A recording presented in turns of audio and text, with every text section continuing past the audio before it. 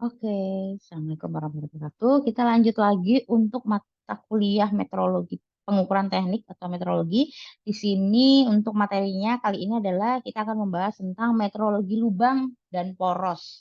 Nah, jadi metrologi lubang dan poros itu merupakan ilmu yang mempelajari tentang toleransi dan kualitas lubang dan poros. Nah, di sini toleransi lubang dan poros itu yang pertama yaitu penulisan toleransi lubang dan poros, yaitu toleransi adalah suatu penyimpangan ukuran yang diperbolehkan atau diizinkan. Dan juga toleransi dituliskan di gambar kerja dengan cara tertentu sesuai dengan standar yang diikuti, yaitu ada standar ASME ataupun standar ISO. Dan yang kedua yaitu ada suaian dan jenis suaian. Yaitu di sini ada namanya suaian longgar, suaian transisi, dan juga suaian sesak seperti itu.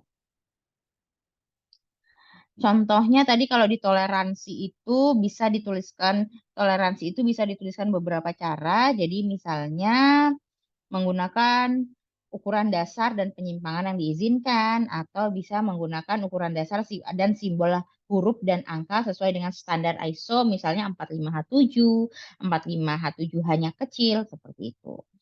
Nah, jadi di sini, lalu selanjutnya adalah tadi suaian dan jenis suaian. Di sini suaian longgar. Nah, kalau suaian longgar itu suaian yang selalu akan menghasilkan kelonggaran. Artinya, bila dua buah komponen disatukan, maka akan timbul kelonggaran, baik sebelum maupun sesudah dipasangkan. Lalu ada suaian transisi, yaitu suaian yang dapat menghasilkan kelonggaran atau kesesakan atau juga kerapatan. Yang selanjutnya ada suaian sesak. Di sini adalah suaian yang akan selalu menghasilkan kerapatan atau kesesakan. Nah, di sini ada selanjutnya yaitu adalah cara penulisan toleransi ukuran atau dimensi. Nah, jadi di sini contohnya penulisan dengan menyatakan batas ukuran atas dan juga bawah.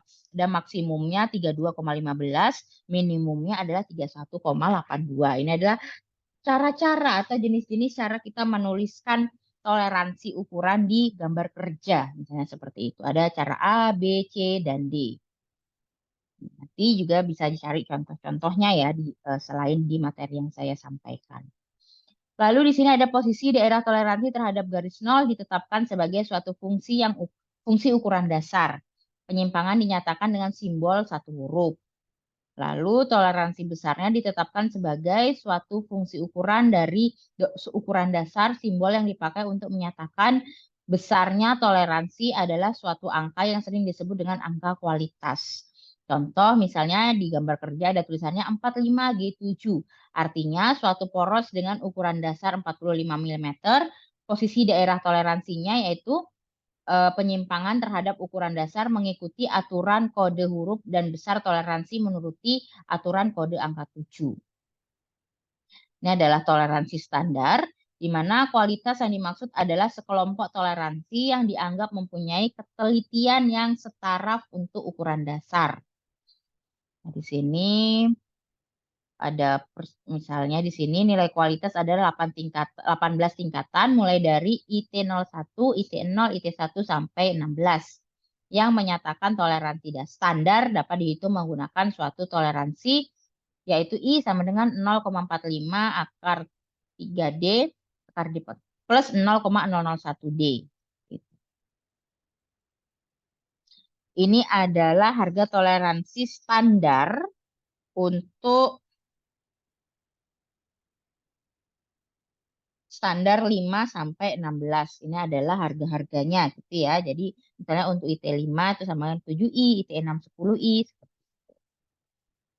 Jadi mulai dari IT6 toleransinya dikalikan 10 untuk setiap 5 tingkat berikutnya. Lalu untuk kualitas sampai H1 harga toleransi standar langsung dihitung dengan menggunakan rumus pada tabel berikut. Nah, seperti ini adalah rumus untuk menghitung IT0 dan IT1, di mana harga kualitas toleransi dalam mikrometer dan D dalam milimeter.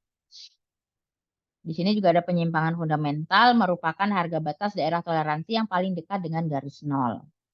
Lalu ada karakteristik geometrik dan juga karakteristik fungsional. Karakteristik geometrik ini menggambarkan spesifikasi produk berdasarkan ukuran atau dimensi, bentuk dan kehalusan permukaan, serta apakah produk tersebut sesuai dengan karakteristik geometrik fungsional. Lalu ada karakteristik fungsional, yaitu sifat yang diinginkan atau yang dirancang pada suatu komponen atau mesin bila komponen atau mesin tersebut telah dibuat.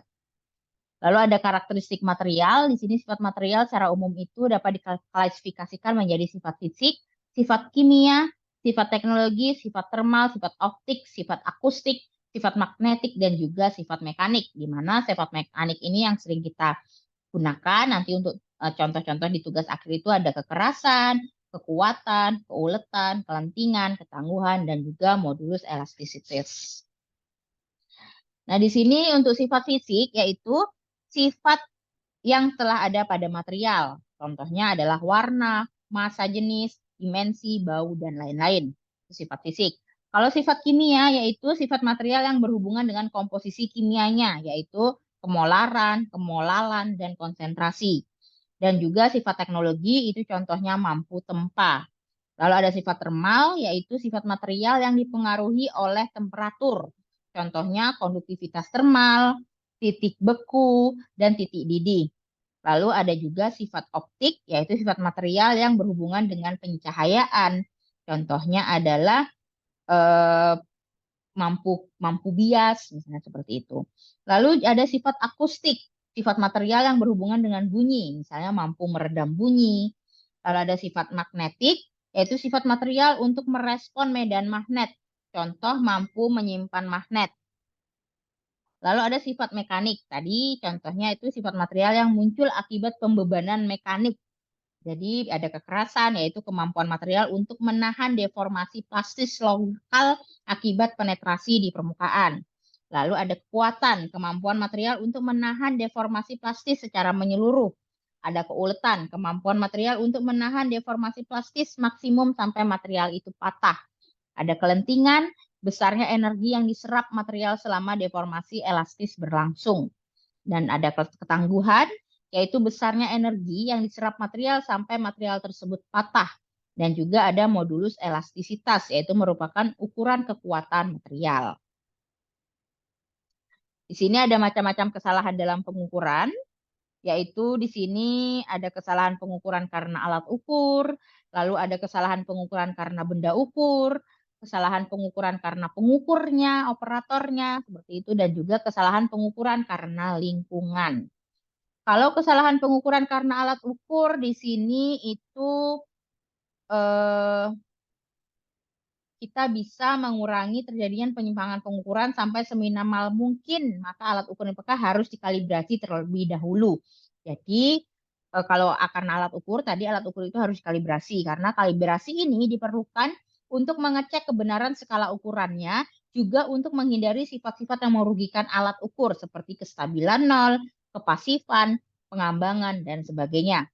Kalau kesalahan pengukuran karena benda ukur itu misalnya misalnya kita punya benda pejal itu tidak semuanya terbuat dari besi, seperti roll atau bola baja, balok, dan sebagainya. Adapun benda ukur yang terbuat dari bahan aluminium yang memiliki sifat elastis, artinya bila ada beban dikenakan pada benda tersebut, maka akan terjadi perubahan bentuk. Bila tidak diperhatikan, pada saat pengukuran pasti akan terjadi penyimpangan hasil pengukuran. Nah, jadi untuk mengetahui hal-hal ini biasanya jarak tumpuan ditentukan sedemikian rupa sehingga diperoleh kedua ujungnya tetap sejajar. Jadi misalnya benda kita mau ukur dan benda itu bahannya tidak keras, maka kita harus perhatikan karena misalnya dia itu penyok atau apa, nah itu maka dia akan mempengaruhi ukurannya seperti itu. Lalu kesalahan karena pengukur atau operatornya di sini karena manusia itu punya keterbatasan gitu ya, mulai dari ketelitiannya misalnya seperti itu. Jadi atau pada saat mengukur operatornya ini manusia ini lagi sakit, nah itu akhirnya mempengaruhi ketelitian seperti itu ya, mempengaruhi kita fokusnya misalnya seperti itu. Atau juga karena metode yang digunakan itu salah. Jadi misalnya kita ternyata salah memahami langkah-langkah mengukur sehingga itu ada kesalahan pengukuran seperti itu. Dan juga kesalahan pada saat pembacaan alat ukur. Misalnya kita lupa nih cara membaca alat ukur, misalnya kita menggunakan penggaris itu hal sederhana, tapi pernah saya dapati bahwa teman-teman itu masih beberapa ada yang salah. Jadi misalnya mengukur dengan penggaris itu dimulai dari nol. Jadi mengukur dengan menggunakan apapun itu yang memiliki skala itu kita mulai dari nol. Nah, ada juga, tapi ada beberapa orang ternyata belum paham. Dia mengukurnya dari angka 1. Nah, itu kan udah salah dari cara membacanya. Seperti itu. Dan yang terakhir ada kesalahan pengukuran karena lingkungan. Jadi di sini suatu kondisi lingkungan dapat mempengaruhi hasil pengukuran seperti suhu pada saat pelaksanaan pengukuran dan meja perata sebagai alat pendukung terdapat bagian yang tidak rata karena lingkungannya seperti itu. Jadi misalnya kita mengukur sesuatu ternyata tidak rata, jadi dia mungkin miring atau naik seperti itu, jadi sehingga pengukurannya itu tidak tepat. Selanjutnya ada pengolahan statistik. Nah, jadi ada pada pembahasan geometri linier digunakan metode statistik penduga interval kesalahan. Metode penduga interval adalah metode yang digunakan untuk mengetahui daerah interval dari suatu data. Kemudian data tersebut diinterpretasikan sesuai dengan tingkat keyakinan yang digunakan. Jadi, kalau kita membuat suatu benda, mengukur suatu benda itu tidak bisa 100% itu benar. Ada toleransi-toleransi, ada ilmu-ilmu statistik yang kita gunakan. Jadi misalnya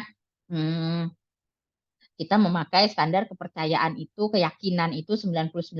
Berarti ada 1% itu apa yang kita buat, apa yang kita ukur itu tidak tepat atau tidak presisi atau tidak akurat misalnya seperti itu. Sampai paling kecil itu error yang bisa diberikan itu adalah 5% atau tingkat keyakinannya adalah 95%.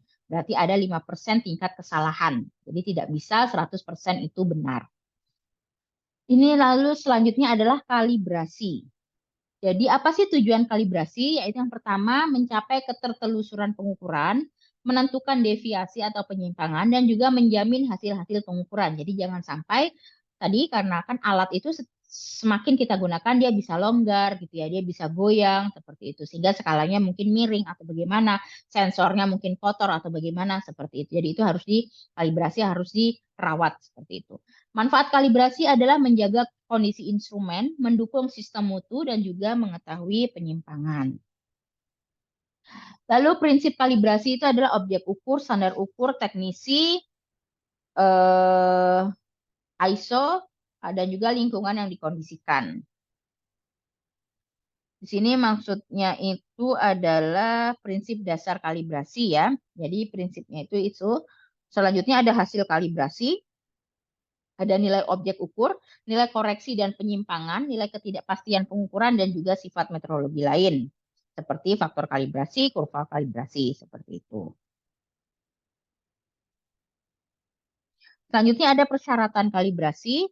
Persyaratan kalibrasi itu standar acuan, metode kalibrasi yang digunakan, personil kalibrasi, jadi harus oleh orang yang sudah memang dilatih untuk di training gitu ya, orang-orang khusus untuk yang bisa mengkalibrasi, lalu ruangan dan tempat kalibrasi, alat yang dikalibrasi, dan juga sistem manajemen kualitas. Jadi misalnya kita mau mengkalibrasi alat-alat yang terbuat dari alat-alat yang dia itu bisa memuai di lingkungan panas gitu ya, atau rusak di lingkungan panas, maka kita tidak boleh mengkalibrasi dia di lingkungan panas, berarti harus di lingkungan suhu yang diperbolehkan, misalnya seperti itu.